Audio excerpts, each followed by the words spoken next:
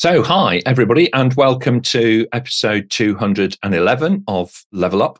60 minutes, of course, of live Q&A, where your questions really do drive the show. If you're watching over on YouTube, well, you can find out much more about what we do in our channel. So do please give this video a like and, of course, subscribe to find out much more. Ella is over in the social chat today, so she's going to be working with you. Do let her know your name, please, and the city from where you're joining around the world. She's going to post a link in for you to be able to vote up the questions that you would most like answered, and of course for you to add your own as well. If your question is selected, well, your name's going to appear in the credits at the end of the show, and quite right too. So do get those questions in early and stay with us to see all of that happening. 2023 has, of course, been a remarkable year for learning and development. Access to tools like artificial intelligence and so on became mainstream. And with the acceleration of process automation, learning and development trends focused more than ever on those things which differentiate us as human beings from the robots. What new skills did you learn this year, and what were your highlights for 2023? Please do let us know in the chat. Sharing their experiences with everybody today are a fantastic panel. So let's jump in and meet them. Malini Jayaganesh joins us, of course. She is a highly experienced business relationship manager. And thank you, Santa. Thank you so much for your bringing Level Up into the modern age through the medium of modern dance. So there you go. You didn't think that he could do it, but he can. She is, of course, a highly experienced business relationship manager who specializes in nurturing high-performing BRMs and teams with a background in business analysis. Malini is regularly invited to deliver keynotes and presentations at professional and academic forums all over the world. Welcome back to the panel, Malini. Lovely to see you. Thank you, Nick, and hello to my fellow panelists and all our viewers from around the world. Level Up has been, one of the highlights for me this year. So I'm delighted to wrap up my year with all of you. Thank you very much indeed, Malini. It's wonderful that you've been able to give us your time throughout the year. It's fantastic to see you here again today. Another familiar face will be Sheila Roberts. She is, of course, the Chief Progress Officer for Resilience Professionals and co-author of the popular Business Resilience Guide and course of the same name. Her career spans being a trainer, a consultant, project manager, coach, mentor for thousands of successful project management professionals around the world.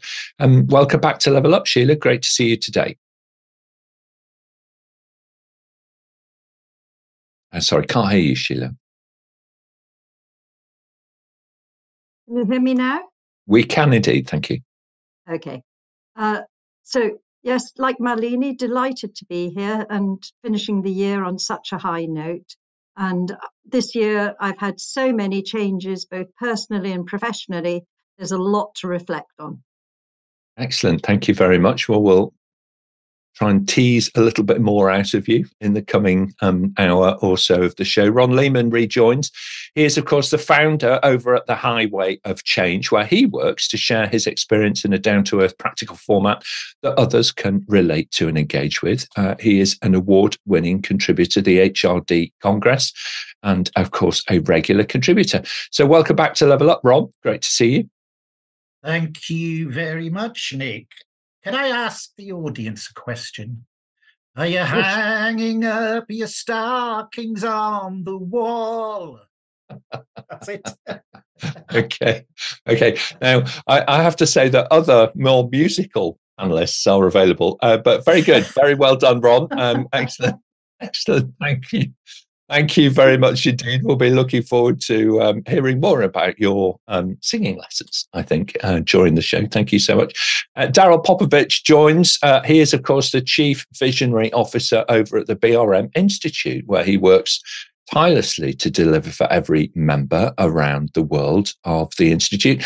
He's a regular contributor, of course, here on Level Up, and a bit of a night owl, as he's actually joining. He always enjoyed it the most uncomfortable times of day. But it's fantastic to have you here again, sharing your thought leadership and experience with our panel.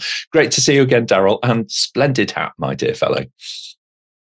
Yeah, thank you so much. It's going to be a treat to spend some time here with the panelists, talking and reflecting on the year that has been.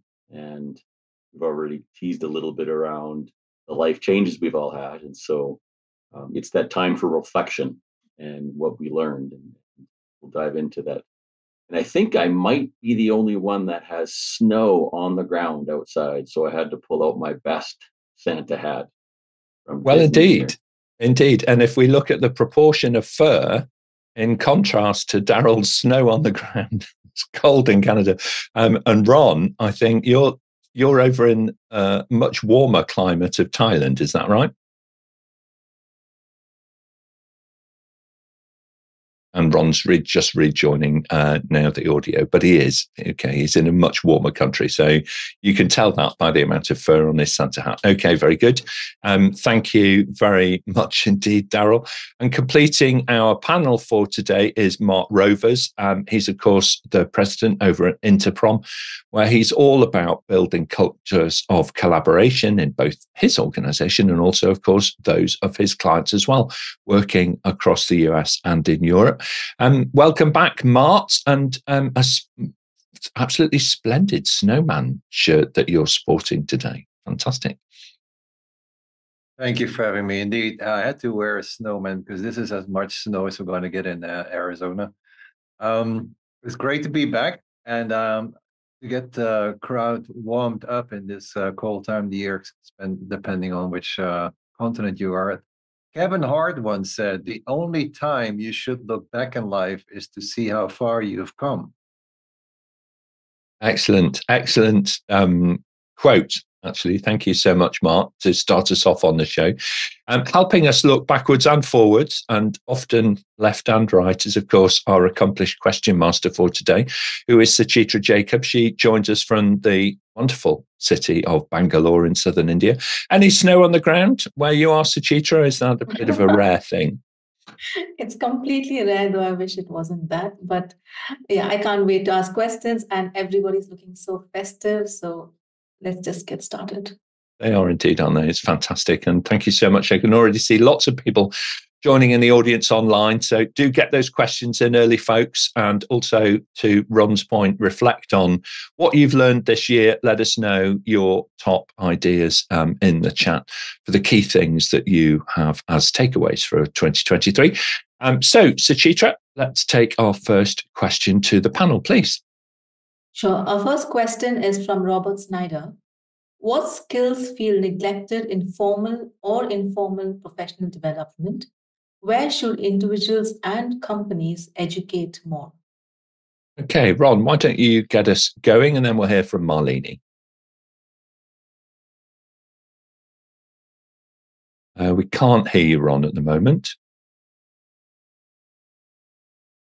That's because I dropped out earlier on. Hope you can hear me now. We can indeed. Thank you. Yeah. Okay, sorry about that. The most important thing I think is lacking in developing people in organizations is teamwork. All organizations have to work as a team somehow. There's not very many individuals that work in an organization, but all organizations need to work as a team in some way, shape or form, and they need to work in different teams. So there needs to be, I think, a lot more development on the teamwork side, because people are working with different kinds of people all the time, different nationalities, different cultures, etc. And the other one, which kind of goes together with that, is engagement. To actually engage with people in a proper way, to talk to them, to understand them, to ask them questions, find out about what they're doing so you can understand yourself. So two areas there I think are neglected. Yeah, absolutely right. And I think LinkedIn would agree with you. In their survey, teamwork featured in their top 10 of the skills which are most important and most in demand across their network. So spot on there. Thank you very much indeed, Ron, for that. Malini, your thoughts, please, and then we'll go to Sheila. I think one of the things that organizations can definitely do better is focus on leadership training, right? Leadership development. This kind of challenges that organizations face today require a different style of leadership from what we've had in the past. So, if you go back to various level up episodes that we've had this year, we've often talked about the need to have distributed leadership. To distribute authority and decision making around the organization, empower everyone to make decisions. That requires, specific skills, which I think is often assumed and not consciously developed. People are often, elevated to leadership positions on the basis of being good doers. That doesn't necessarily make them good leaders. So I think there's an opportunity there. That's absolutely true. There used to be an old-fashioned saying, didn't there, that people sometimes got promoted out of harm's way. Not always necessarily even very good doers either, but nonetheless, they are who they are. But I think you're right. As we develop our career from, team leading and then into management, and from management into leadership, it's a really important skill for us to be able to, develop. LinkedIn had it number 4 actually in their top 10 for 2023, leadership, and I'm not at all surprised by that, because it is something that everybody looks for. And it's a rather like the quest, isn't it? That, all of those characters go on from time to time in the films that we're going to be watching over the Christmas holiday. So excellent. Thank you very much indeed, Malini. That's great. Sheila, your thoughts, please, and then we'll hear from Daryl. Yes, thank you. And I agree with both Malini and Ron, and specifically in terms of building some of those team working and leadership qualities. I think the area of collaboration and the importance of partners is often missed. And partners can be your fellow teammates, right up through to partnerships external to the organization as well. So for me, it's all about working in a collaborative way so that you really, really aim for those win-wins. And where that's not possible, you get to a compromise. It's such an important thing to do, isn't it? To try and look for not negotiating to win, but finding win-wins for everybody, finding balance in the approach that we're taking and making sure that we are inclusive in that. So that's excellent. Thank you very much indeed, Sheila. Daryl, your thoughts, and then we'll go to Mart. Teamwork, leadership, collaboration, those are certainly all very relevant skills that sometimes organizations and the leadership at the top neglect. They think, oh, well, we've hired these leaders that are supposed to have all of these capabilities. But here's another one that have really come to light for myself and some of my network, is really doing self-reflection and understanding yourself, especially in positions of influence or leadership. In this hybrid remote world where we don't actually have that human connection as much as we used to, we will surprise ourselves by how we will react to situations that we wouldn't normally have reacted in a negative or an adverse way. And even more so now in this isolated world where we're all in our home offices and not able to get out, is really being able to learn about yourself, what your blind spots are, how emotionally aware you are. And it's something that I really think that we need to take higher up the awareness and the priority chain within organizations, is unlocking the ability to learn about yourself to be more effective at teamwork, collaboration, and leadership. And it's certainly true, isn't it? There's almost different levels of comfort in working remotely. There's a superficial one where we're almost living out our online personas that appear not quite as bad as the hashtag Instagram kind of veneer, but it takes time, I think, to build trust online so that people can just relax more and understand more, and therefore become more self-aware over a period of time, and allow others to, provide feedback in a constructive and professional, fashion, so that we can pick up on the things that we have been a little bit blind to. So thank you very much, Daryl. I think that's a key one. Actually, I'm going to make a note of that for myself going into 2024 to try and step up and do more on that. Thank you, Daryl. And Mart, final thoughts on this one, please.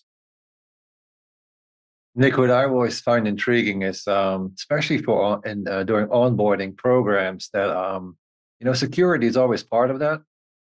But what about education, such as building relationships with your colleagues, or being resilient, in especially these times of change? So, what about dealing with change?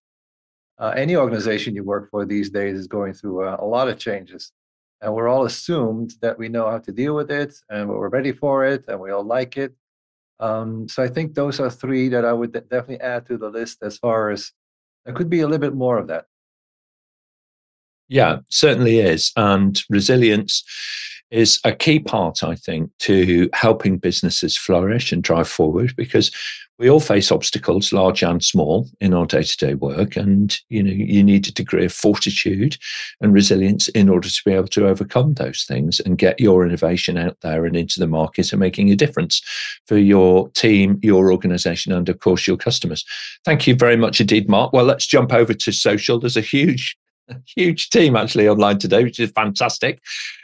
We have people from all over the world. Let's catch up a little bit with who they are and where they're from.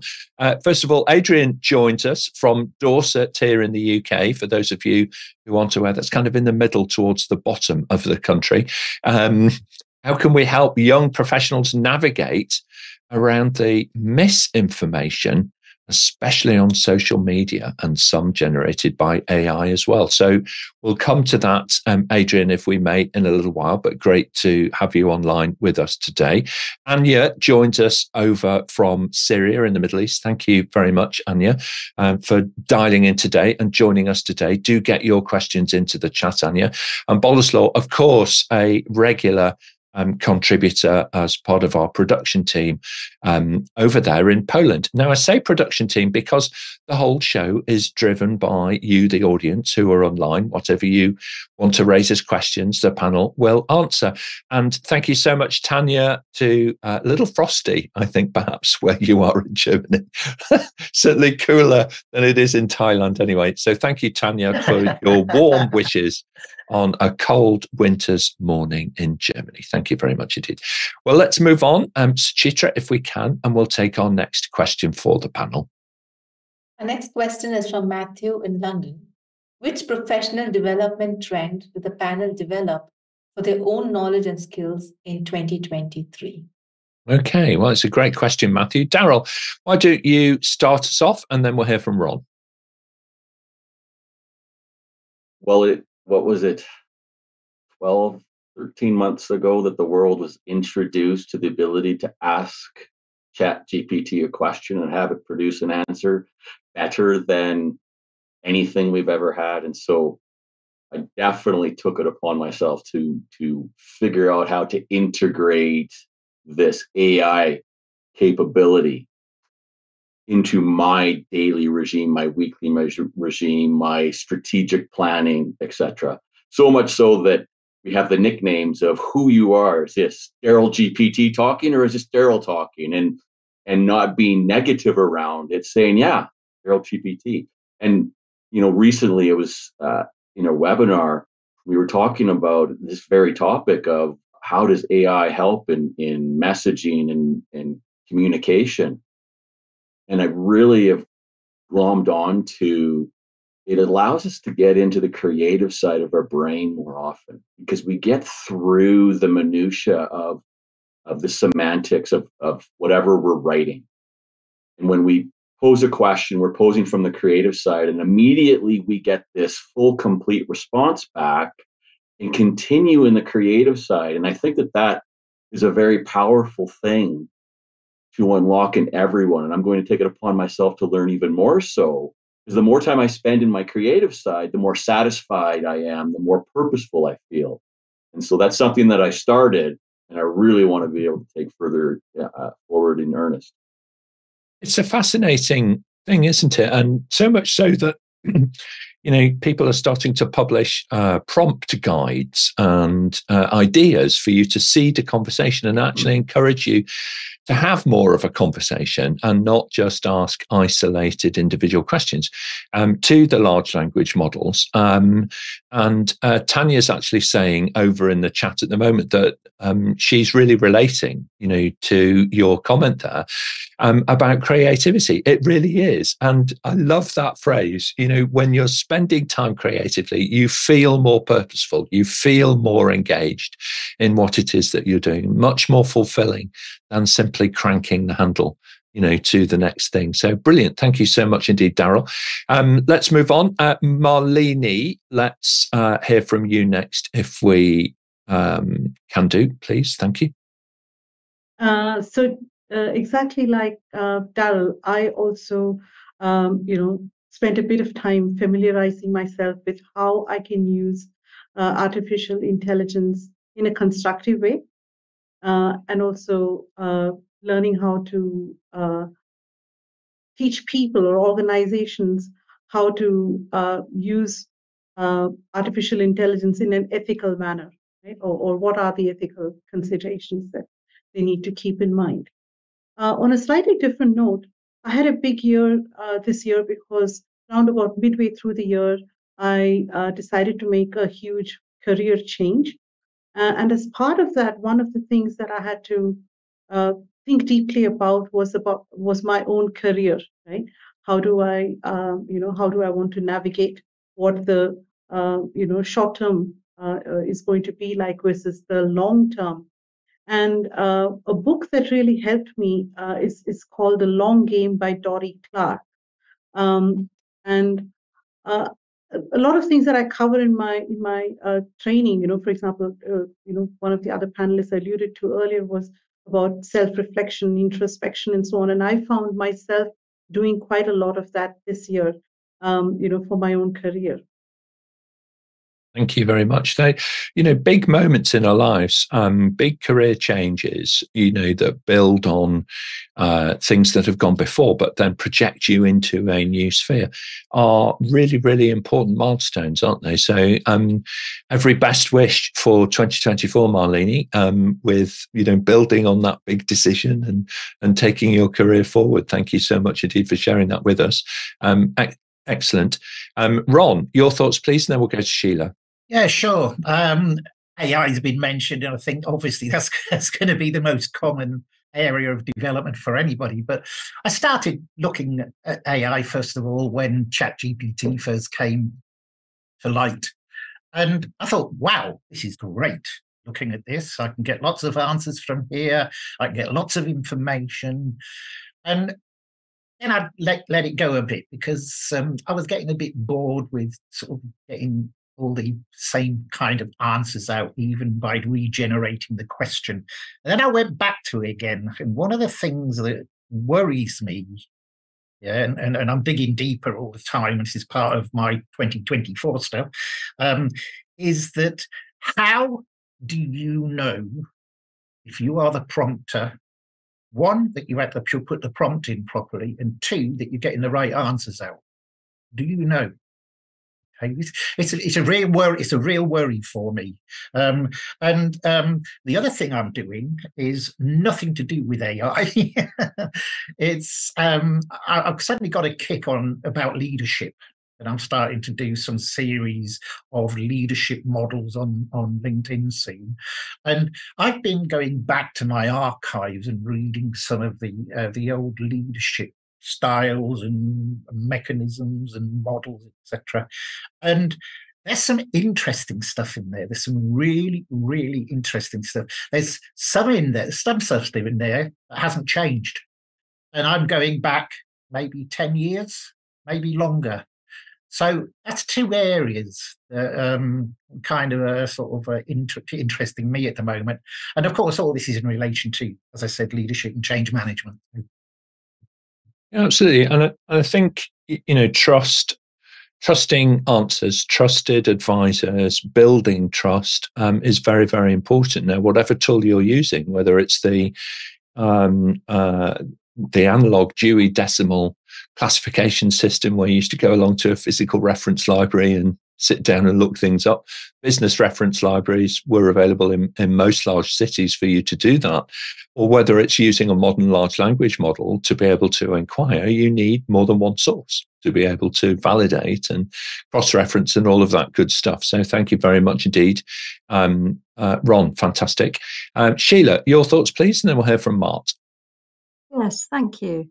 Well, for me this year, the thing that I've had a real opportunity to do was to take the learning that I'd had through helping to co-author the Business Resilience book and look at it in action. I was able to do an end project evaluation for a large project which involved small businesses and helping them to develop more sustainability and resilience, and looking at how they had actually implemented business resilience and the correlation with the model of the business resilience framework that we had put forward was a huge honor for me personally, and helped teach me a lot about the approach that people were taking in their small businesses.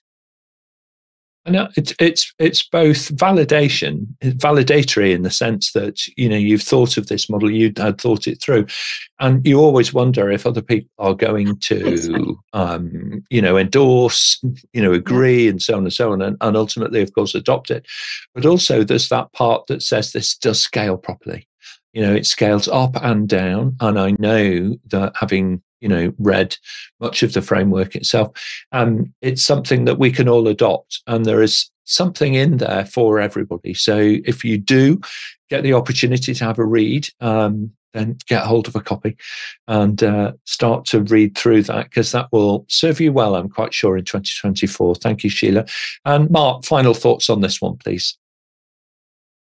Definitely looked into AI and learned quickly to be really cautious what these tools produce. It's not always true, to be honest. It's unfortunate.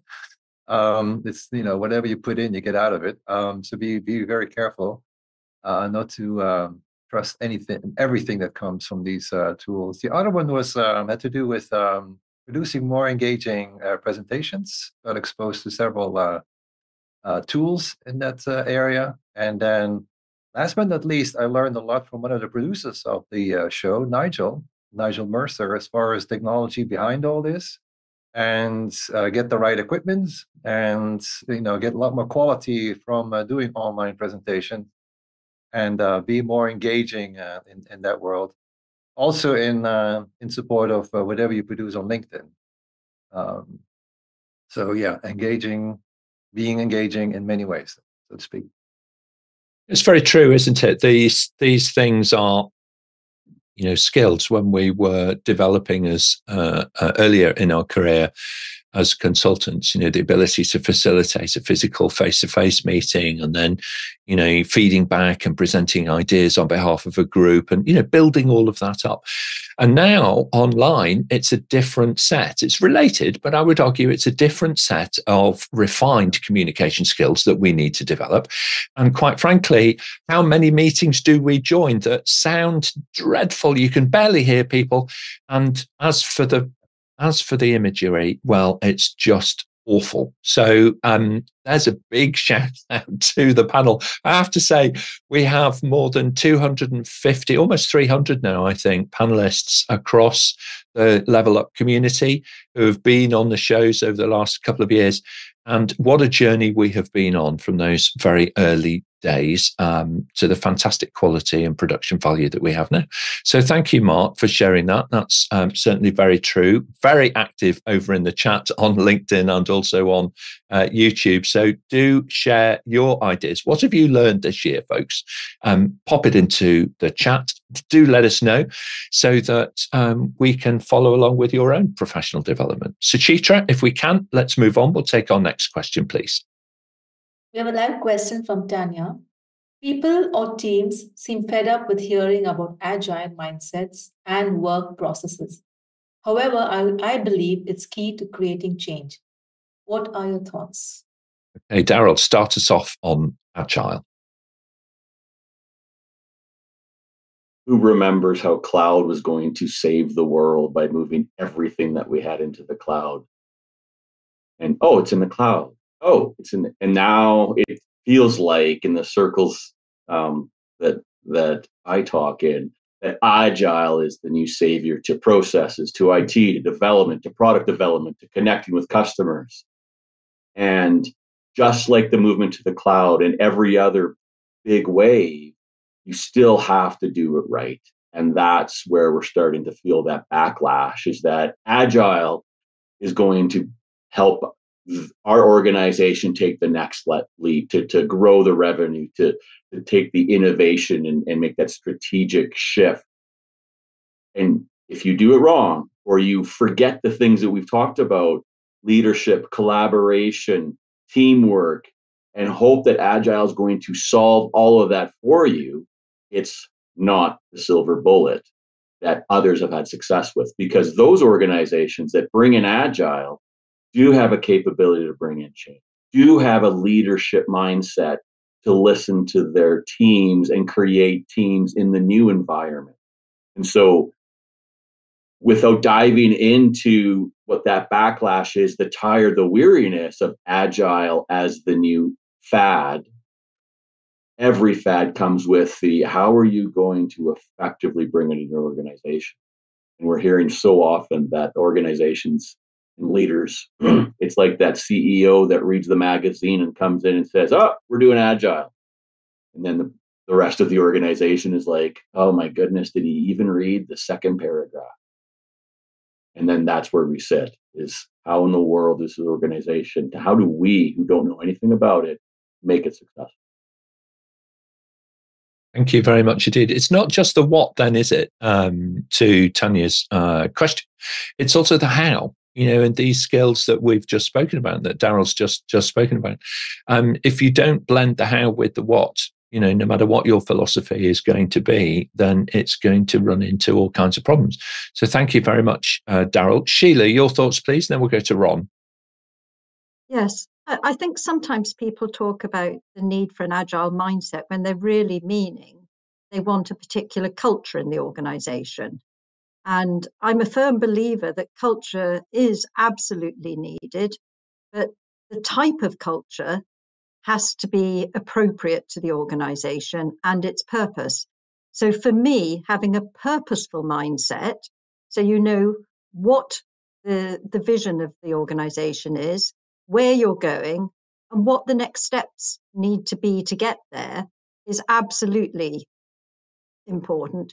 Back that up by making sure you've got the right capability and skills to support that purpose, the tools provided to go with those skills, and the ability to understand where you are. And for me, which is reflected in the business resilience approach, is actually being able to measure the energy in the organization. You can have everything in place, but if people don't have the energy because they're weary of the next thing, as Daryl's just said, which magazine did you read at the weekend? What whim are we following today? That exhausts people. So if people don't have the energy to deal with it, they're not going to deal with it anyway. So the culture is key. Yeah, thank you. I agree with that. It's important, isn't it? Even when you watch yacht racing, sometimes they need to make headway against some quite strong onward wind. Yeah, so the skippers tack left and right, but they're still making progress forward. So their destination is still understood by everybody on that crew. Everybody is working together to get to that destination. It's not possible to go in a straight line when the wind is blowing hard directly against you, but you can tack left and right in order to make good progress. And that is really, really important, rather than just saying, oh, look, this is too hard, let's go off and try this new, to your point, new whim, new fad, new latest, kind of approach. Thank you very much indeed, Sheila. And Ron, final thoughts on this? I have a saying, agile is fragile. Sorry. It's an interesting question because, I mean, from my experience, and I've been in the business a long while, as you know, I've always worked in an agile way, because agile is all about being swift and being nimble and keeping on your toes. And you can work in an agile way even when you're working in a waterfall environment. Okay. And the other thing that worries me about agile is, yes, it was the big thing of the day. Now everyone's arguing about it on LinkedIn and everywhere. But you get these snake oil salesmen who go into organizations and sit with the CEO and the board and sell their wares and, you know, sling their PPT slides over the wall and say, here we go, this is what it's all about. And that's it. They come in, they do their own thing, but they never bring the people with them. They never bring the people to understand what they're trying to do. If they actually, back to that word collaboration we mentioned before, and teamwork, yeah, if they actually got together, yeah, and told them what all this agile stuff was about and how they're going to go about things and what they're going to do and when they're going to do it, just like easy peasy communication, but they never do it. And that's why you've got this big divide, yeah, between the people trying to implement Agile and the people who want to know about Agile but aren't getting to know about Agile. Thank you very much indeed. Thank you. And wherever you are on that spectrum of the waterfall through to the Agile kind of thinker and philosopher, for sure, social media will polarize the debate. That's one thing that I've learned this year, that however carefully you phrase your response, then social media will often polarize that response into some sort of, black and white, A and B kind of standoff. Now, one interesting thing Boleslaw's shared in the chat, he's been working on a project to upgrade part of UK government. This is the Department for Environment, Food and Rural Affairs. So thank you, elves, in the Level Up community for digging into that. And British badgers, now they can sleep safely. So if you're not familiar with what a badger is, they look cute, but actually they're quite fierce little creatures. So yeah, so nice to watch, less nice, I think, to kind of cuddle. Anyway, isn't that true of so many that you meet over Christmas? Right, so let's move on. We'll take our next question, if we can, to the panel. Suchitra. Our next question is from Deepak. How are companies leveraging AI and other advanced technologies to enhance professional development programs?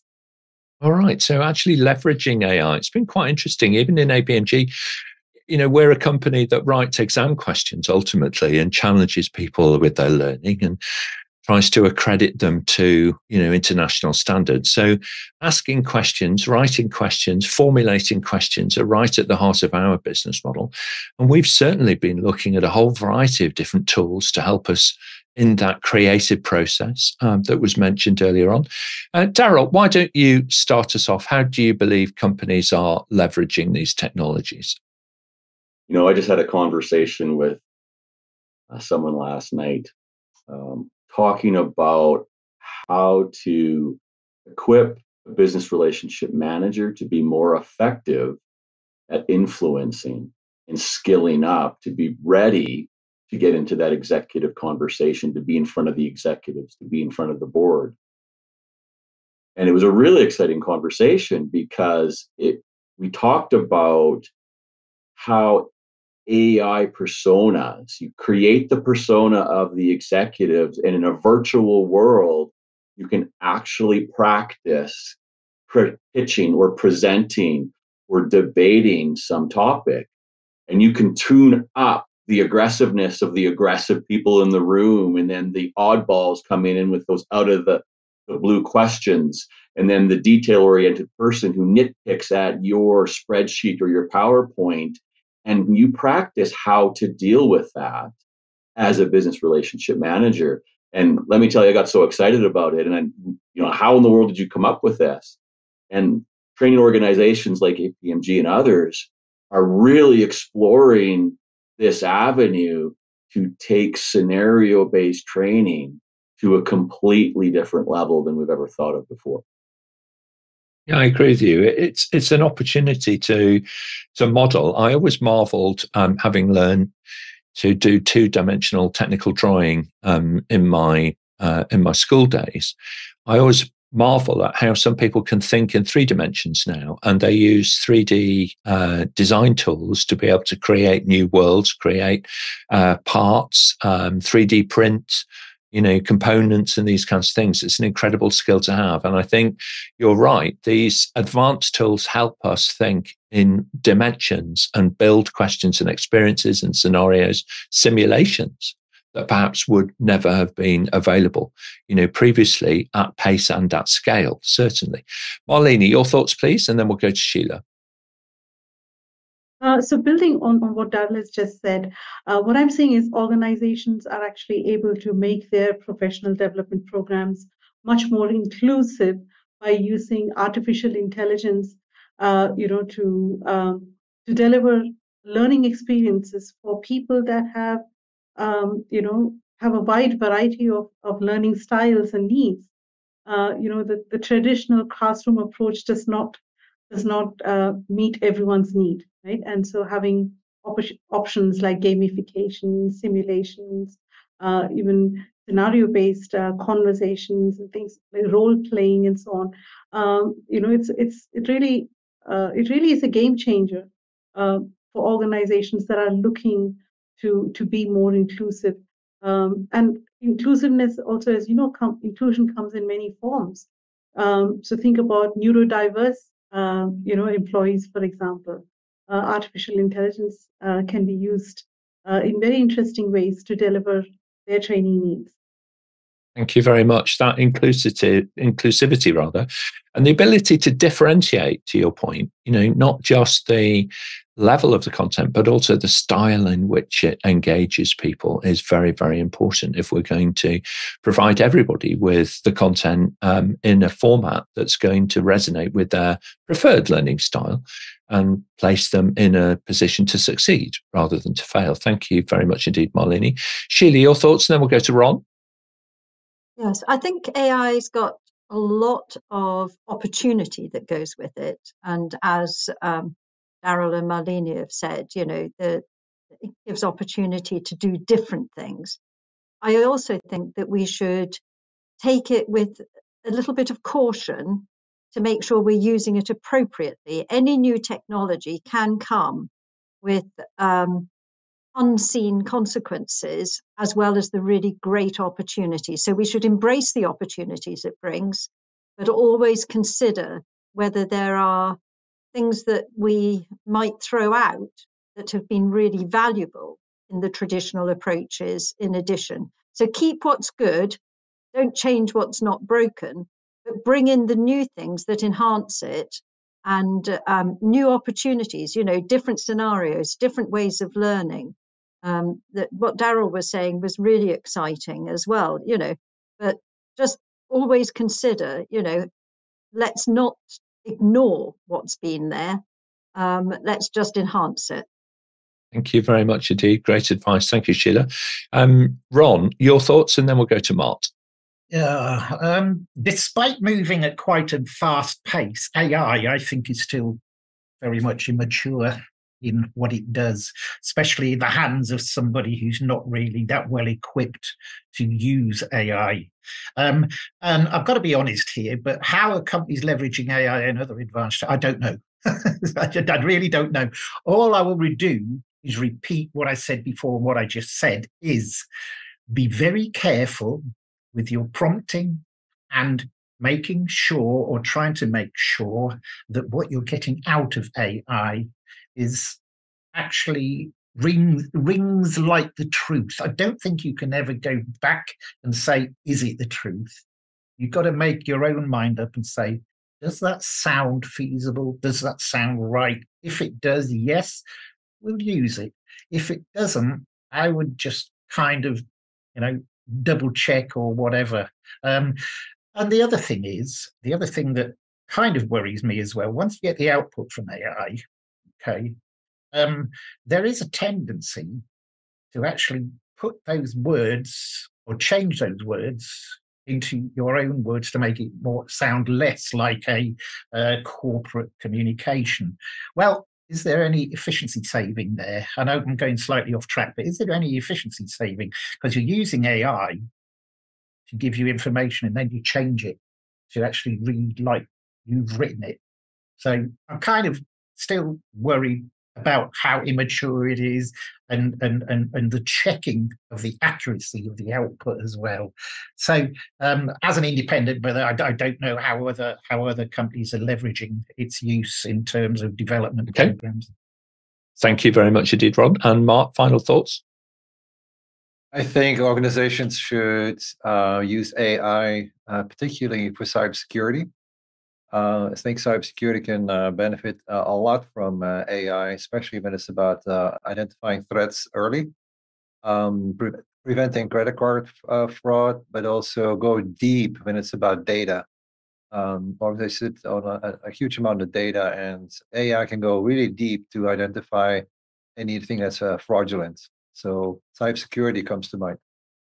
Yeah, absolutely. Thank you very much indeed.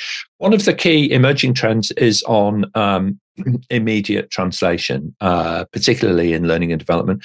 So do consider looking at the voice AI tools that are available to provide translation into different languages, and also the AI tools which are automatically now providing transcription services to meetings. And to Malini's point about inclusivity, transcription is a brilliant way in which you can form a platform from which to build for different communities. It's wonderful to have, of course, a text-based record, but it also provides an opportunity then for future translation and future audio provision as well. So thank you very much for the question. Fantastic question, Deepak. Brilliantly well phrased. Let's move on, Suchitra. Time is against us, so we're going to need to pick up the pace panel if we can fit maybe one or two more questions in. So Boslaw has asked a question for the panel. What book would you recommend to spend long winter evenings with? Any specific one that made an impact on the way you work? Long winter. Boslaw, you're not really in the Northern Hemisphere here, are you, my friend? Of course you are. So long winter evenings. Which book are we going to recommend? Sheila, start us off, and then we'll hear from Ron. Well, I think I've got to recommend the book that I've co-written. It's Business Resilience, a practical guide to sustain progress delivered at pace. So it really, for me, like you said earlier, Nick, it scales up, it scales down, and also great feedback we've had from some people that you can actually look at it and adapt it to looking at personal resilience using the same framework. So give it a go. Thank you very much indeed. Excellent, excellent advice. It is actually a really well-written book, and it's easy to get into, okay, and make progress with. Some of these books are, they might be authored, but they're not necessarily edited well. This one is edited really, really well. So thoroughly recommend that.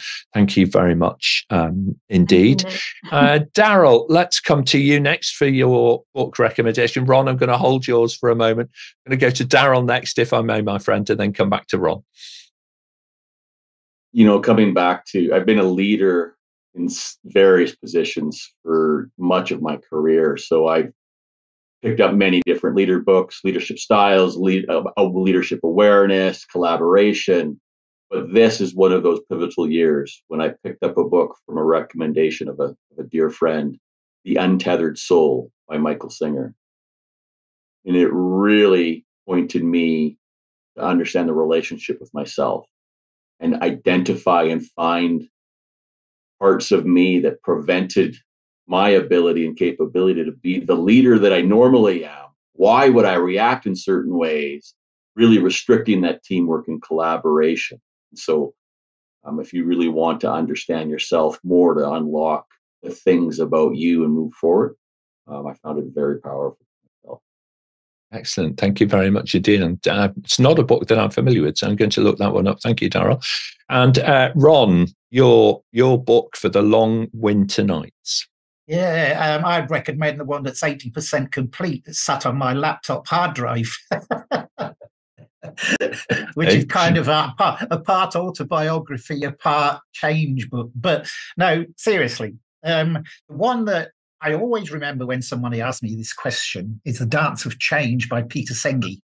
Mm-hmm. And I guess that was the one book that really caught my eye when I first started getting into this business of change management, when it first started in the 90s, basically, when it first started, getting people's attention, etc.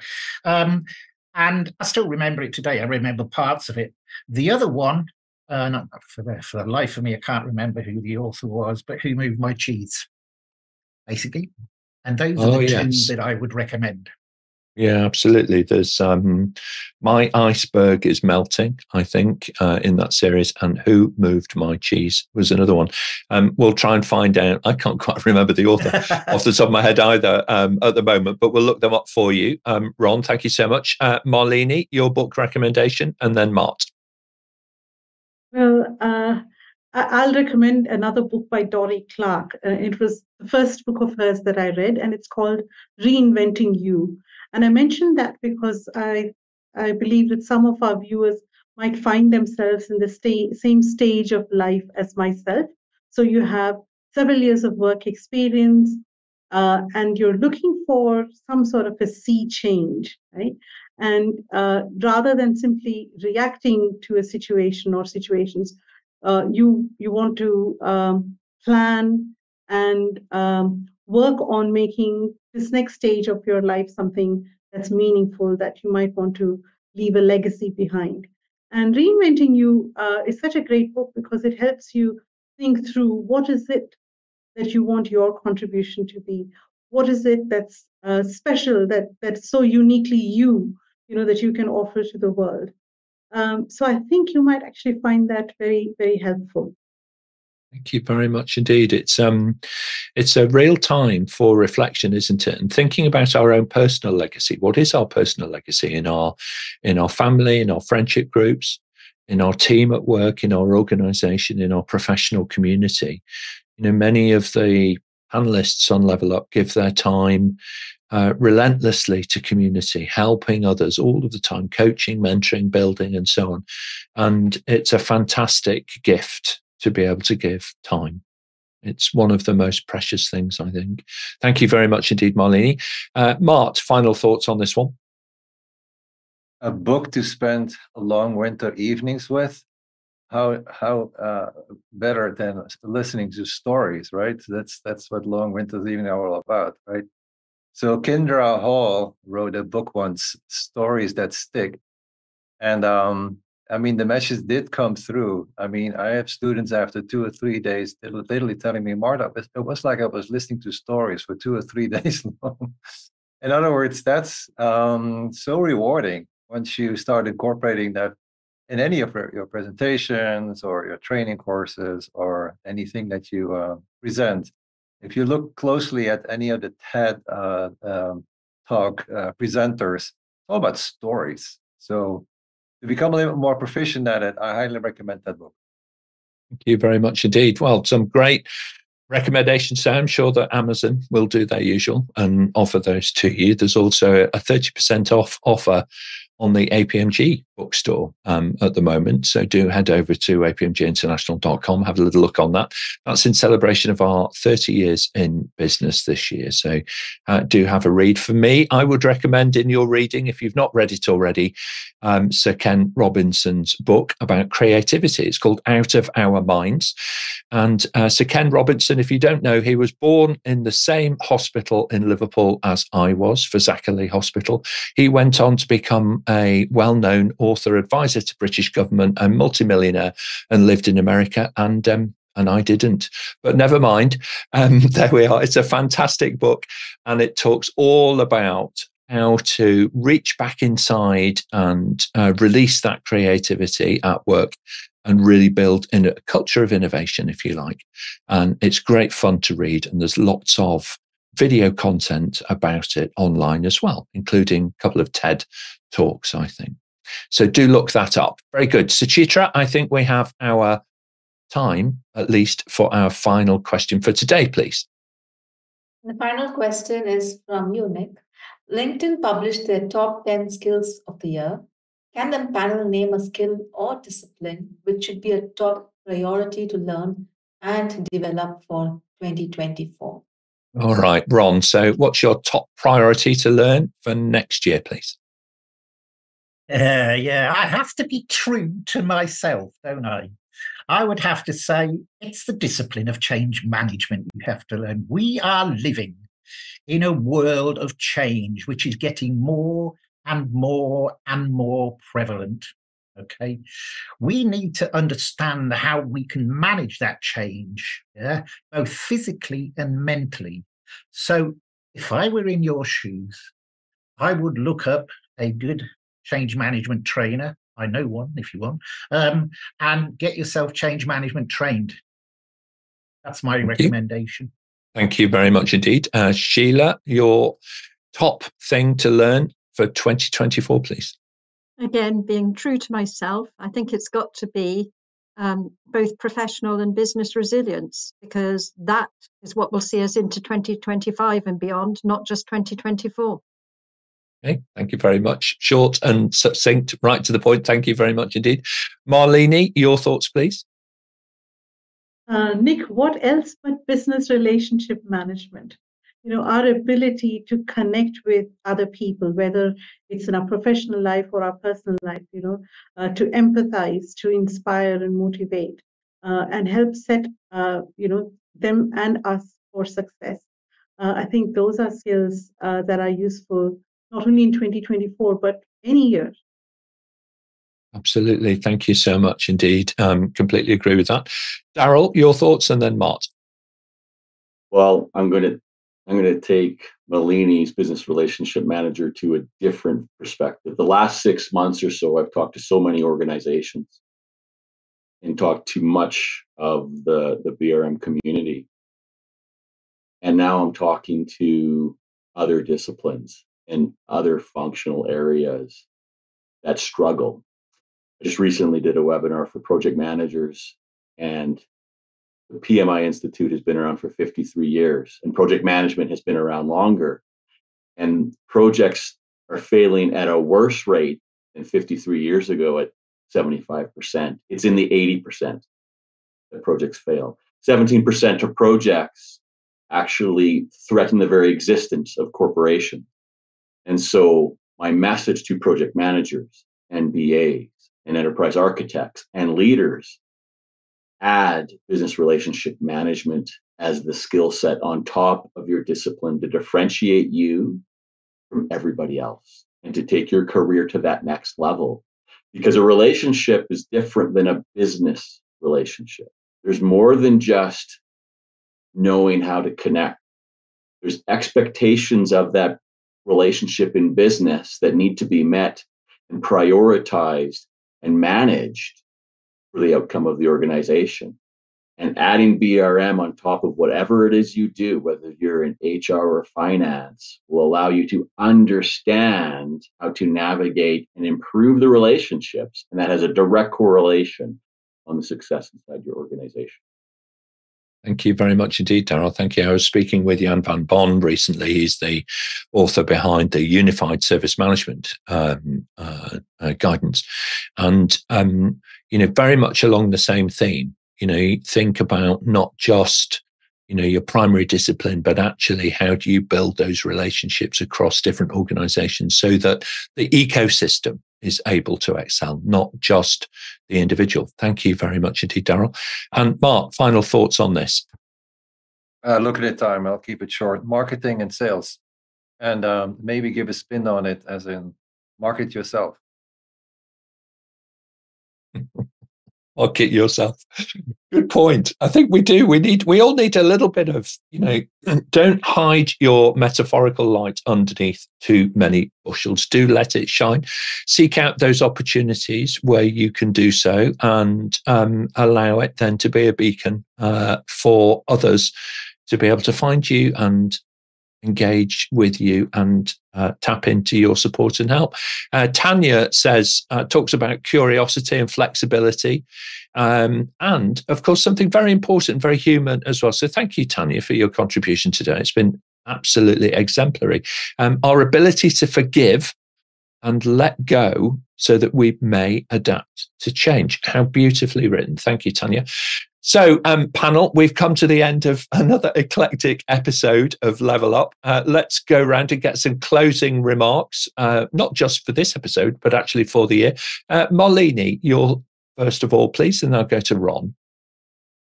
Thank you very much, Nick. It's been a wonderful conversation and a whole year of conversations. As you know, I'm in India currently visiting my family.